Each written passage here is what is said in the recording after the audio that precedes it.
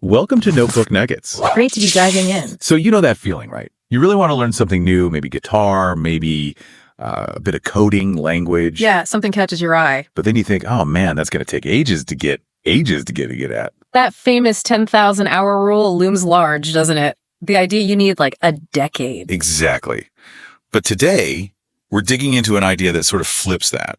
We're looking at rapid skill acquisition. The idea you can get surprisingly okay at something much faster than you think. Right. It's not about becoming, a world champion overnight. It's about getting past that initial frustration hump. Getting to the point where it's actually fun, useful. Precisely. That 10,000 hour thing, often linked to Malcolm Gladwell, is more about elite performance. This is different. This is about maybe just 20 hours. 20 hours. That sounds way more achievable. It can be if you're smart about it. Josh Kaufman, in the first 20 hours, argues you can reach a reasonable level of competence pretty fast. Enough to enjoy it anyway. So it's not just putting in random time for 20 hours. There's a plan. Oh, definitely. Without a plan, 20 hours might just be frustrating. We need a systematic approach. Okay, so where do we start? What's the first piece of this puzzle? It starts with choosing what Kaufman calls a lovable project, something you're genuinely excited about. Lovable project. I like that. It's not just a skill. It's something you actually care about. Exactly. Think like Karl Popper said, find a problem you fall in love with. It's that kind of energy, a temporary obsession almost. Okay, so not just picking something because you feel you should learn it. Right. Like the example of someone trying Esperanto because, well, it seemed like a thing to do, but finding it dull because it wasn't practical for them versus learning, say, Nepali before a trip to Nepal. Suddenly there's a real reason, a connection. It's engaging. Or that difference between someone trying sax just to, serenade someone, but without real passion, it fizzles out. Yeah, maybe didn't practice enough, wasn't really in it, compared to someone learning ukulele because they really want to play songs for their daughter. That's lovable. That makes a huge difference. So ask yourself, what would bring you actual joy or be useful, even at a basic level? That's the starting point. Find that spark. Okay, got my lovable project in mind. What's next? Just dive in. Not quite yet. The next step is crucial. Setting a target performance level. Define what good enough actually looks like for you. So not aiming for perfection straight away. Definitely not. What do you want to be able to do after these initial hours? Be specific. Like if it's a language, maybe just ordering food or asking directions, not fluency. Exactly. Or if it's guitar, maybe learning, 3 or 4 specific songs you love. Right, like the example of learning guitar just to chill out and play for friends, not headline Glastonbury. The goal was just 4 or 5 songs. Having that clear, concrete goal focuses your practice immensely. You know what you're shooting for. So for your project, what's a realistic first milestone within, say, 20 hours? What can you actually do? It keeps you grounded and makes the whole thing less overwhelming. Okay, lovable project chosen, target level set. Now what? Now we deconstruct. Break the skill down. Deconstruct, like take it apart. Yeah. Every skill, no matter how complex it seems, is really just a bundle of smaller sub-skills. You need to figure out what those are. Okay, give me an example. Back to the ukulele. First, a very basic thing.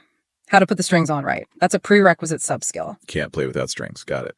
Then, if the goal is playing pop songs, the author found, hey, you only really need like 5 main chords for tons of songs. Only 5, really? For a huge chunk of pop music, yeah. So the sub-skills become learning those specific finger movements for the chords, learning basic strumming patterns.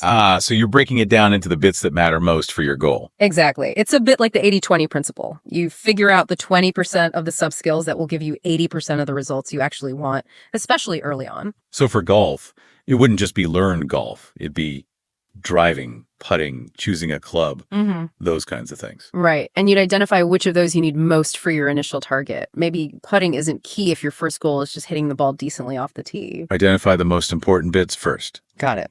Makes the big, scary skill feel smaller. Much smaller. What are the core bits of your skill? Which ones give the quickest wins? Okay, this is making sense. Choose it, define good enough, break it down. Next. Is it practice time yet? Almost. There's one step before diving headlong into practice, research. But, and this is key, just enough research. Just enough. Not like read every book ever written on it. Definitely not. That's a trap. Analysis paralysis. You spend all your time learning about the skill instead of doing it. I know people like that. Experts in theory never actually tried it. Precisely. The point of research here is just to figure out how to practice correctly and maybe spot some common beginner mistakes to avoid. Inform your practice, don't replace it. So how much is just enough? Well, there was a study mentioned where one group just focused on making lots of parts, trial and error, The other spent ages researching to make one perfect part. And the trial and error group did better. They outperformed them, yeah. Because they were doing a good rule of thumb. Maybe dedicate about 10% of your learning time, that initial 20 hours, to research. So like 2 hours of research for 20 hours of learning. Roughly, yeah. Get maybe 3 to 5 good resources. Could be books, videos, articles, understand the basics, common techniques, necessary gear. Look for mental models too, right? Sure. Concepts that help you understand how it works. Yes, exactly. Like with football, maybe watch a few top-rated videos on proper kicking technique, then go out and try it. And if you hit a snag during practice, then you go back to your resources for specific answers. Don't just research endlessly up front. Maybe even consider a coach or software for feedback early on. Makes sense. Action-oriented research. What are maybe 2-3 key resources you could find quickly to start practicing the main sub-skills? That's the question to ask. Keep it focused. Right.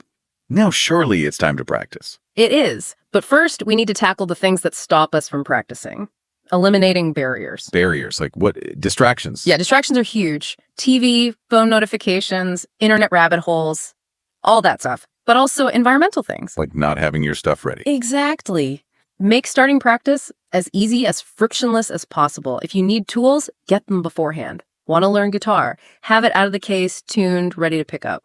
The jiu-jitsu example, get your own gi, make sure it's clean, removes an excuse. Right. Tennis, have your racket balls, know where the court is if it's available. Think about that pre-practice effort. Minimize it. Minimize the hassle of starting. I like that. What about other barriers like schedules? Yeah, intermittent resource availability, pool hours, booked courts. Find workarounds or plan for them. And emotional barriers too. Fear, doubt. Absolutely. Feeling embarrassed about being bad at first, that's a huge one. The example of tackling fear of public speaking by actually doing stand-up comedy is extreme, but it shows the principle, address the fear head on. Wow. Okay. So identify what might stop you physically, environmentally, emotionally, and figure out how to deal with it before it becomes a problem. Proactive barrier removal. It's critical for consistency. Okay. Now we get to the core, right? The practice itself. Yes. And the key here is commitment. Pre-commit to at least 20 hours of actual focused practice. Pre-commit. So decide upfront you will do this amount of time. Exactly. It's not about finding time, because you probably won't. It's about making time. Scheduling it in, like appointments. Precisely. Block it out. Maybe it's not one long session. Maybe it's 20 minutes in the morning, 20 at night. Whatever works, but make it dedicated time. Why 20 hours specifically? Is that magic? It's not magic, but it serves two main purposes. First, it forces you to decide if this skill is actually important enough to dedicate real time to. A reality check. Yeah. And second, it's generally enough time to push through that initial, very frustrating phase where you feel totally incompetent. The beginner's wall. 20 hours gets you over that hump. Often, yes. Enough to see some real progress and start enjoying it. And when you practice, focus. Remember deconstruction. Tackle one sub-skill at a time until you feel improvement. So don't try to do everything at once. Maybe 1 week just focused on driving and golf, the next week on putting, something like that. Exactly. Focused practice on specific elements. So the big question for the listener, are you willing to commit those 20 hours? And how will you make that time? That commitment feels like a big step. It is, but it's fundamental to actually getting somewhere. Okay. Commit the time, focus the practice. What else influences how fast we learn in those hours? Something really interesting, the interplay between struggle and sleep. Struggle and sleep. How does that work? Intense practice, even short bursts where you're really pushing yourself, followed by good sleep, seems to be super effective for locking in the learning. So sleep isn't just rest, it's processing time. Very much so. Your brain consolidates what you've learned. There was an example about learning to type after a really frustrating practice session. Performance jumped significantly after sleeping. So the brain kind of works on it overnight, especially if you struggled. It seems that way, yeah. Like the brain flags it as important ability, needs upgrade because you wrestled with it. So short bursts of focused struggle, then sleep. It accelerates progress. That suggests practicing intensely for shorter periods might be better than long, meandering sessions. Potentially, yes. Like those 20-minute focus sessions we mentioned, then let sleep do its work. Interesting. Don't underestimate sleep. Absolutely not. It's an active part of learning. Are there any other sort of supporting principles? Well, Getting fast feedback is huge. It wasn't always listed as a main principle in every summary, but it's implied. Finding ways to know quickly if you're doing something right or wrong. So you can correct course faster. Exactly. Avoid practicing mistakes. And related to that, especially at the start, focus more on quantity of practice than quality or perfection. Get the reps in. Pretty much. Lots of trial and error, lots of repetition builds that foundation. Don't get hung up on making every single attempt perfect in those first 20 hours. Okay, so let's recap the core ideas. Choose something you love. Your lovable project, yeah. Define what good enough looks like for your first goal. Your target performance level. Break the skill down into smaller parts. Deconstruction. Find the key sub-skills. Research just enough to practice effectively. Don't get stuck in analysis paralysis. Get rid of anything that stops you from practicing. Eliminate those barriers, physical and mental. Commit to at least 20 hours of focused practice time. Make the time. Don't just find it. Embrace the struggle during practice and get good sleep. Let your brain consolidate the learning. And try to get feedback quickly. Focus on reps early on. That's a pretty solid framework for rapid learning. It really does sound achievable when you lay it out like that. It's not about becoming an expert in a day, but breaking through that initial barrier. Exactly. Getting to the point where the skill is actually enjoyable and usable. That's the power of those first 20 hours used strategically. So as we wrap up, maybe think about that one skill you've had on the back burner. Which of these steps feels like the right first step for you? Is it finding that lovable project? Or maybe defining that initial achievable goal? Or just figuring out the first few sub-skills? Yeah, the main thing isn't some magic trick, right? It's about being focused and smart about how you spend those crucial first hours of learning. It really demystifies the process and makes it feel much more within reach, doesn't it? Significant progress in a short time is possible. So this deep dive gives you the tools. We really hope you'll take this framework and apply it to something you're genuinely fired up about.